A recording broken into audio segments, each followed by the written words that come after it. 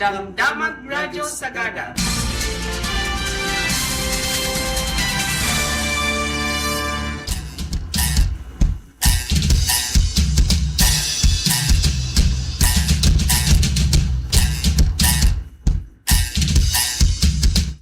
Nembag madangal daw kan oras, din mano na nga road daytoy panagibingay tayo iti damdamag radyo Sagada para iti midday news edition. Siya ni Simbay mangibingay kadag iti damdamag. Para iti ulo dagiti damdamag tayo iti Ruarte Pagilian sa nga ribo nga individual ijay Pransya pimusay gapu iti heatwave. Iti National El Nino pangta iti presyo ti kuryente ken taraon. Maternity benefit maisaksakad para kadagiti informal workers. Iti headlines dagiti damdamag iti rehiyon kan lokal fish kill tin mama kadagiti fish ponds wenno fish cages ijay Fugao. Department of Health Cordillera magisaksakad iti project biag tapno maksayan dagiti aksidente iti kalsada.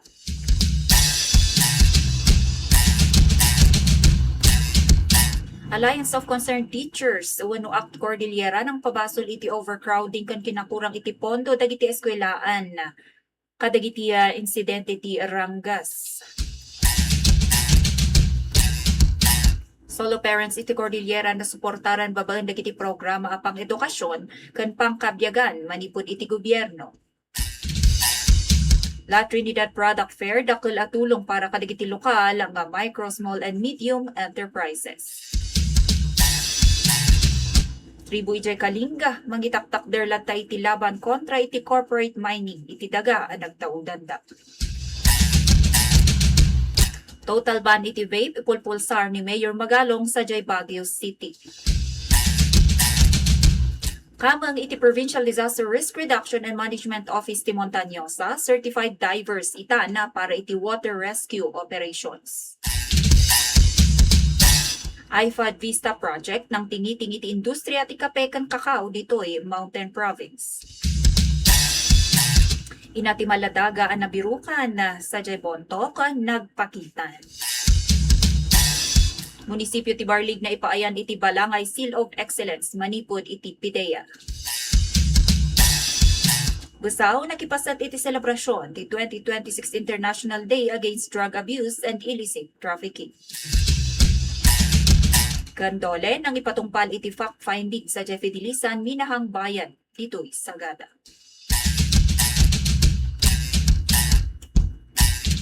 Para iti detalye dagiti damdamag saan abubaba iti sangaribo anayon nga pimusay tinailista iti France kasaruno tinakaro nga heatwave atin mama iti dakkel nga paset tinasawa pagilyan iti napalpalapas nga aldaw. Sigun iti report ti Public Health France kadagiti pimusay 85% ti senior citizen nga agtawan iti 65 agpangato. Partikular nga idbagati ahensya amay sa ti Paris kadagiti lugar nga ayan ti kangatuan a bilang dagiti pimusay iti uneg ti bukod nga pagtaengan. Uray no pimipya tinakaro nga pudot iti napalabas alawas kalpasan adin manon ti temperatura iti nasuro ko 40 degrees Celsius. Nagbalaag lata dagiti otoridad nga umuna. Adatos pay lang daytoy ken manamnama ang umatupay ti bilang bayat nga agtultuloy asumsumre ti report. Dito'y pagilian tayo nga Pilipinas nag-warning ti Philippine Chamber of Commerce and Industry wenno PCCI a posible nga ngumato ti singir iti kuryente ken presyo dagiti kadawyan at taraon iti pagilian iti tenga ti pangta ti El Nino. Sigon kaniya PCCI Vice President for Trade and Industry Brian Ang namnamaen ako mapsot namnamaenda ako mapsot ti produksyon dagiti hydropower plant kapu iti panagkurang ti danog. Piliton piliton daytoy dagiti power provider ang mga iti supply manipud iti nangingina nga coal ken diesel plants. Malaksid iti kuryente, pagdanagan lang ti grupo direkta nga matamaan ti sektor ti agrikultura. Particular ti supply ti bagas ken mais gapu iti epekto ti tikag kadagiti irigasyon. Mabalindot lang ang maapektaran ti operasyon dagiti pabrika ken manufacturing sector nga agresulta iti posible nga ingangato ladta ti inflation iti pagilyan. Inyunayn-unay ni ang atinangina agastos iti kuryente ti maysa rason no apay asaan nga competitive ti Pilipinas kumpara iti daduma a pagilyan iti ASEAN. Iti sa balipay adamag iti pagilian kayat ni House Senior Deputy Minority Leader kan mamamayang Liberal Party List Representative Laila De Lima ang maipaayan iti maternity benefits dagiti kababaihan nga nakabilang iti informal economy. Iti unod ti indasar nga House Bill number 9904 wenno Maternity Benefit for Women in the Informal Economy Act maitdan ti karbengan iti one-time wenno maitdan ti karbengan para iti one-time maternity cash benefit kadagiti babae amang mangged as saan nga miyembro ti Social Security System wenno SSS. Tinasaw nga ayuda ket katupag ti 40 nga aldaw nga daily minimum wage iti rehiyon ang nakapasaran dagiti amang mangged. Sigon kani De Lima, napatagday to'y nga adang tapno isigurado ti panakataripato iti salunat dagiti ina ken isimpa tiya panagduras dagiti ubing mayan nurot iti mandato ti estado as salakniban ti karbengan dagiti kababaihan iti disente nga kondisyon ti panagtrabaho.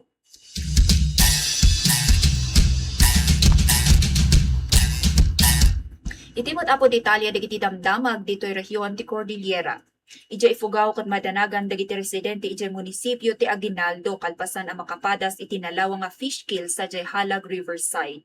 Gasot-gasot nga ikan at ikaduan ket tilapia tinadanunan anatay kadagiti fish cages sa Purok 7 Halag 3 anapasamak manipud pa iti napalpalabas alawas. Pasar iti inisyal a panag-adal ti panagbaba iti level ti oxygen iti danom ti maitudtudo. Ang makagapu iti panakatay dagiti lames. Gaputa dagiti fish cages ket konektado iti Magat Dam nakaro ang madanagan dagiti mangalak ngagtultuloy daytoy no bumaba pa iti level ti danom iti nasao nga dam. Malaksid iti napukaw a birok iti sektor ti panagkalap parikot met lang dagiti fishermen ang makaapektar daytoy iti supply ti taraon. Itakot agtultuloy ti panang ebalwar dagiti otoridad iti pakabuklan a pateg ti dadael bayat ngagpanpanawagan iti dagos a tulong dagiti apektado nga residente manipud iti gobyerno.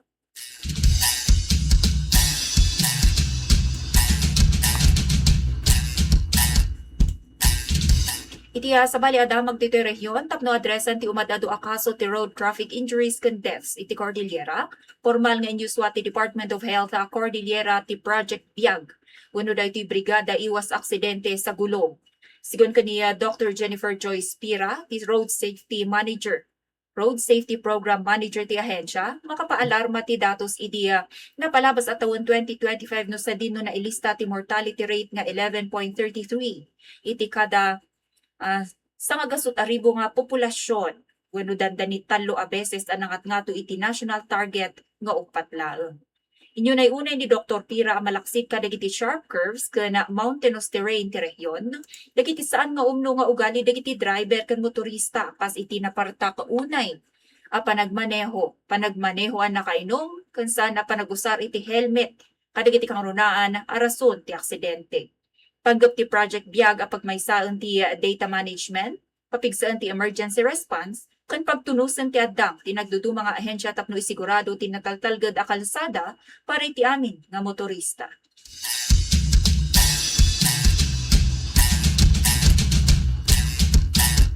Iti sa bali adamag saan lang a simple nga bullying no diti nauneg a panagkurang iti sistema ti edukasyon akas iti panagkurang dagiti silid pagadalan ken kurang a pondo ti agpayso a makagapu iti likudan dagiti mapaspasa makaranggas kadagiti uneg ti eskwelaan.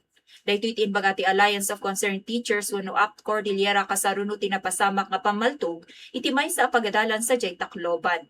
Nakuna ni ACT Cordillera President Joel Capulong saan nga umanay ti panang ipatungpal iti nairot nga seguridad no agtaltalin na edmet akurang ti pagilian kadagiti pasilidad ken manursuro.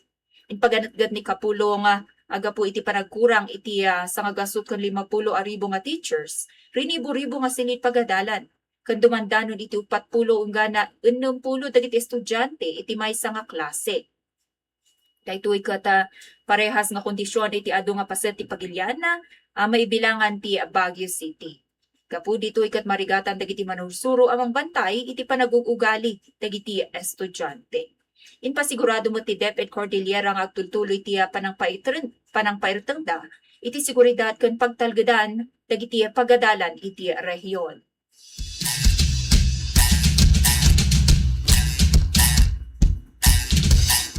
Sa Balea Damag, may sa naipalawa at tulong babaan ti Convergent Services ti inlatang tinagdudu mga ahensya ti gobyerno para kadagiti solo parents kan dagiti ubingda dito rehiyon ti Cordillera.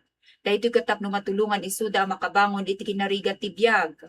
Itinaangay nga panagtaripnong ti Regional Interagency Committee tinapalabas alawas, inpakaamo ni Ched Cordillera, puno inpakaamo ti Ched Cordillera, a prioridad itah dagiti anak ti solo parents iti tertiary education subsidy. Dito'y kat mabalinda nga umawat iti enggana sa nga 10,000 a piso tunggal makatawan, malaksid iti nayon a puntos para iti dadung mapay nga scholarship. Ang nakalukat para iti online application enggana no Hulyo a 31 iti madama nga tawen. Malaksid iti edukasyon, iaw-awis ti DTI dagiti panagsanay para iti negosyo kan tulong pinansyal, babaan dagiti negosyo center. Bayat at iti DMW kat adaan iti nakasagana nga pangkabiyagan para kadagiti solo parent a pamilya ti OFW no overseas Filipino workers. Kapo ditoy, inalukoy met ni Department of Social Welfare and Development Cordillera Regional Director Enrique Gascon Jr. Dagiti single parents ang makikoordinar kadagiti bukod da nga lokal a gobyerno kun i-update ti solo parent IDs da tapno iti kasta mausar da dagiti benepisyo iti sidong ti Expanded Solo Parents Welfare Act.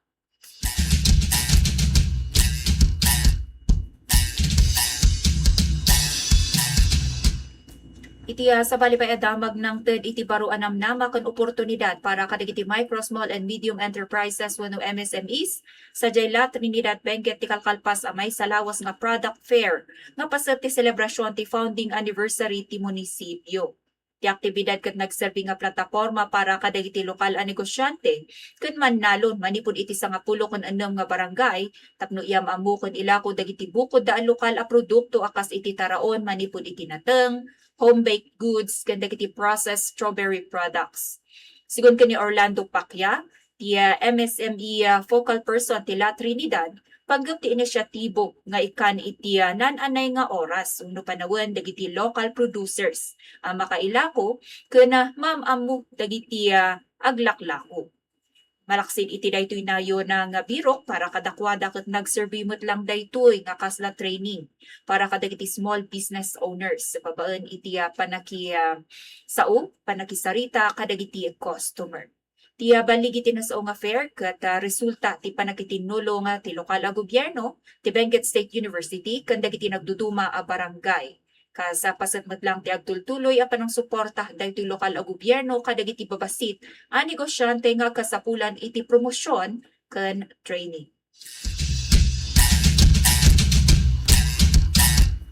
Ijay kalingga ket nagmaymay sa manen nga tugtungaren ti Balatok Tribe sa jay pasil dagiti proyekto ti panagbinas ti Balitok ken Gambang iti ancestral domain da gapu iti kinaawan ti pamalubos manipud iti komunidad. Iti maysa nga manifesto in paganatgat dagiti tribal elder kan lokal nga babasit nga minero nga illegal kan awan ti bilog ti katulagan iti nagbaetan ti Philippine Mining Development Corporation, Metals Exploration, PLC kan maysa a paksyon ti Balatok Kalinga Tribal Incorporated. Sigun iti tribo san adimalan iti usto nga proseso ti free prior and informed consent wenno FPIC dagiti nasao a katulagan ken pinaliwalan daytoy ti karbengan akas agpayso amang tawid iti daga iti sidong ti Indigenous Peoples' Rights Act wenno IPRA. Impanawagan dagiti residente iti National Commission on Indigenous Peoples wenno NCIP nga isardeng ti anyaman a permit para iti nasao a proyekto. Sigun pa iti grupo nakadependar ti pangkabyaganda iti daga isu nga saan da nga itulok aserken daytoy dagiti korporasyon nga awan ti lehitimo a panang bigbig iti bukod da a kolektibo a karbengan.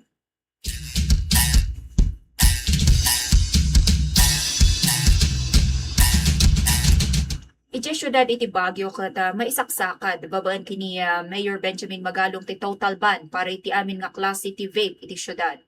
Ti addang ket gapu iti konfirmasyon manipud iti daytoy Philippine Drug Enforcement Agency wenno PDEA Cordillera a positibo iti marijuana ti nakumpiskar nga vape device. Iti uneg mismo ti maysa nga pagadalan iti nasao nga syudad.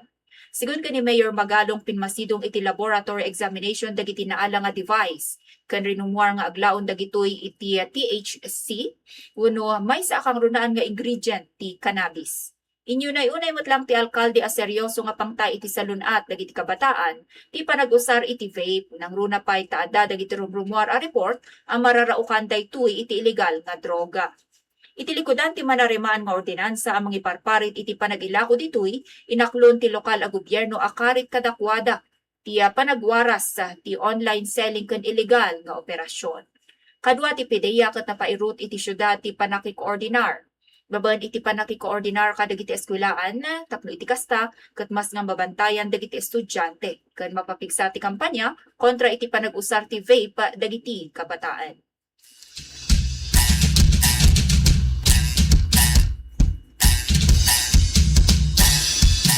Dito'y Montaño sakit mas nga inpapigsa pa iti Provincial Disaster Risk Reduction and Management Office wenno PDRRMO ti kakayanan da iti search and rescue operations kadpasan nga aglepas ti open water diver course dagiti kameng da iti napalabas a lawas. Ti upat aldaw nga training sa San Fernando City, La Union ket dimalan iti nairut nga water skills assessment. Pati dagiti aktual nga dive skills sa iti baybay ken serye dagiti examen. Kapu iti daytoy nga milestone ket nakasagana tatan ti PDRRMO nga agresponde iti anyaman nga sakuna. Babaen iti daytoy adda ti relasyon na iti nanu. Sigud iti opisina ti kadaan daytoy certified diver iti kameng wenno iti hanay daytoy PDRRMO ket may saan napateg nga adda tapno iti kasta ket mas nga masimpa dagiti serbisyo ken mang ipakita iti agtultuloy nga dedikasyon ti Montaño sa iti disaster preparedness ken panang iligtas iti biag dagiti tattao.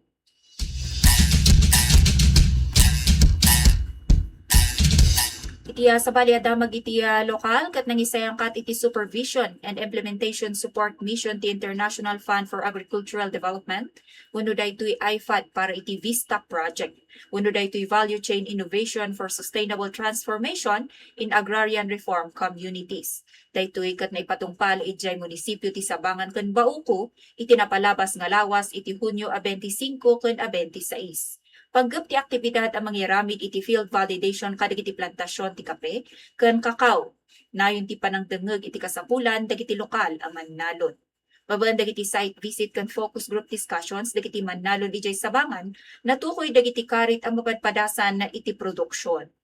In panawagan dagiti kooperatiba kas iti Unified Family Credit Cooperative wenno UFFC tinayon nga training sa iti coffee processing tapno maipangato pa iti pateg dagiti apidda. Ti IFAD team kadwa ti Department of Agrarian Reform wenno DAR ket direkta ang nakikoordinar kadagiti mannalon ken lokal nga opisyal tapno masiguro ti usto a direksyon ti suporta nga idanon ti proyekto. Ti VISTA project ket agtultuloy nga agserserbi arangtay tapno mapaduras ti pangkabyagan dagiti agrarian reform beneficiaries iti rehiyon babaen dagiti baro nga sistema iti agrikultura.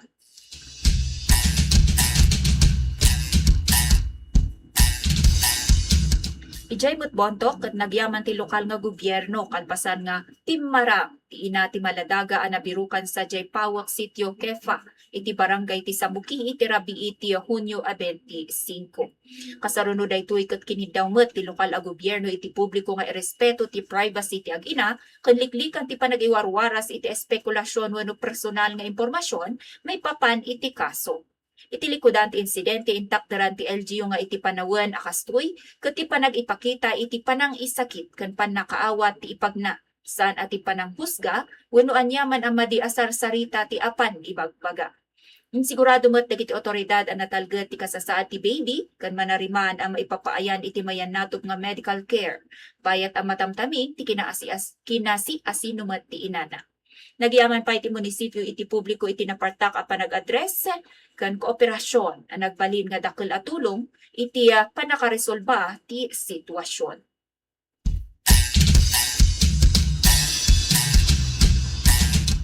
Iti sabali payadamag may samanan nga prestihyoso a pamigpig tinaypaay iti munisipyo ti Barlig kalpasan ang maikdan ti Balangay Seal of Excellence manipud iti Philippine Drug Enforcement Agency wenno PDEA. Tinasaw a pamadayaw ket inyawat ni PDEA Regional Director Martin Francia ken ni Mayor Clark Gaya iti napalabas alawas kagidati maikaendang pulo nga selebrasyon ti anibersaryo tinasao nga munisipyo. Naala ti Barlig ti pamigdig kalpasan nga opisyal ang maideklara nga drug-free ti entero nga munisipalidad ken ti amin nga Barangay Basar iti nairot nga verifikasyon ti Regional Oversight Committee on the Drug Clearing Program. Gapu dito ikat na inayon ti Barlig iti sumagmamanula nga munisipyo nga munisipyo iti Montañosa ken maikatalo iti entero nga probinsya kasaruno ti Basaw ken Sabangan ngay mawat iti nasao nga selyo. Kaspaset ti karida iti kampanya ket formal a pinirmaan ti LGU Barlig ken PDEA ti Maysa a katulagan para iti nairirte nga drug-free workplace policy iti uneg dagiti opisina. Iti kastoy ket agbalinda nga modelo iti umili may papan iti pananglaban iti illegal a droga.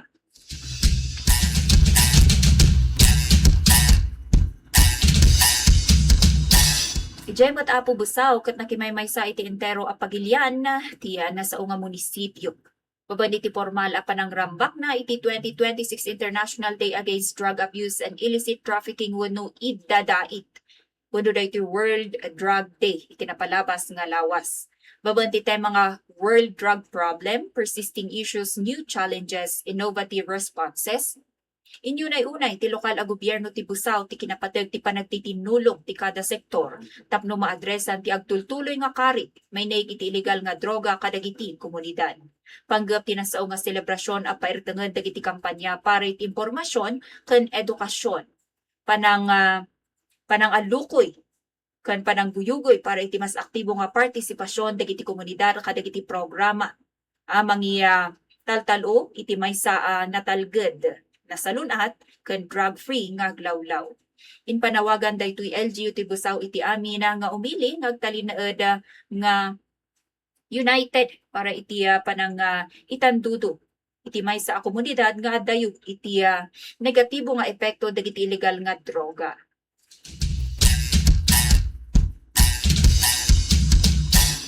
Kana para iti maudi a detalye dagiti damdamag insayang kat daytoy Department of Labor and Employment wenno Dole Mountain Province ken Ifugao Field Office ti maysa nga fact-finding ken validation activities sa Barangay Pidlisan. Barangay Fedilisan ditoy munisipyo iti Sagada. Daytoy ket kalpasan nga makaawat da iti report may nay kadagiti operasyon ti panagminas iti nasao a lugar. Panggap tinasao nga inspeksyon akitaan dagiti agsasarunong nga operasyon nga agraraira nang runay iti pakasaritaan ti labor standards ken occupational safety and health regulations. Kadua nga tinutukan ti Dole ti panang-verify iti employment status dagiti mangmangged. Dagiti agreemento iti panagtrabaho ken umanay dagiti proteksyon para nga may ited kadakwada. Nakikoordinar ti nasao nga ahensya iti lokal a gobyerno ti Sagada, iti Philippine National Police, iti Mines and Geosciences Bureau, kan kadagiti lokal nga grupo dagiti minero tapno iti kasta ket agbalin nga komprehensibo ti maiaramid nga evaluasyon. Sigun iti Dole, pasat daytoy ti mandato da ay sigurado ti dignidad. Daytoy pag-imbagan kan proteksyon ti tumunggal mangmangged a Pilipino iti amin nga industriya iti pagilian.